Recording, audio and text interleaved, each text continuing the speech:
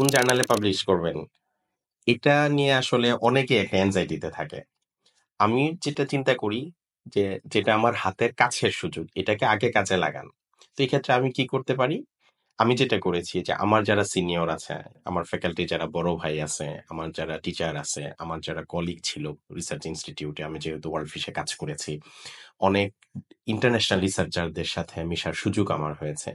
তো আমি উনাদের প্রোফাইলগুলো রিসার্চ গেটে বা গুগল স্কলারে গিয়ে দেখতাম। গুগল স্কলারে কিভাবে দেখতাম? অথরের নাম দিলে উনার পাবলিকেশন আসে, রিসার্চ গেটে দিলে আসে, যেই টপিক নিয়ে কাজ করতেছে এই টপিক দিলে আসে, হ্যাঁ? তো ওখান থেকে আমি গিয়ে দেখতাম যে উনারা কোন জার্নালে পাবলিশ করতেছে।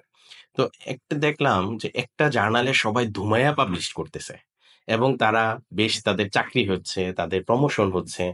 তো পরে আমি একজনের সাথে পরামর্শ করলাম যে আমি আমার একটা কাজ ছিল সুন্দরবনের ওয়াইল্ড স্পিলের উপর। খুবই ইউনিক একটা কাজ, হ্যাঁ? তো সুন্দরবনে তখন মাত্র ওই যে ট্যাংকার থেকে তেল পড়ে গেছে, এটা নিয়ে পুরো জাতিসংঘ থেকে তদন্ত হইছে। বাংলাদেশে নিয়ে এটা নিয়ে হইচই পড়ে গেছে।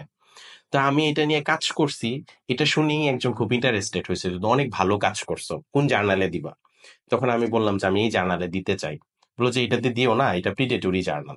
তো আমি কাজটা গুছাইলাম। তো উনি প্রিডেটরি জার্নাল যে বলছে, তখন আমি প্রিডেটরি জার্নাল কি এটাও বুঝি না। পরে চিন্তা করলাম যে, সবাই ভালো, ভালো জায়গায় কাজ করে। তারা এখানে পাবলিশ করতেছে। তাদের প্রমোশন হচ্ছে, চাকরি হচ্ছে। তা আমি দিয়ে দেই, ছোট মানুষ। দিলে অসুবিধা কি? দিয়ে পাবলিশ করে ফেললাম।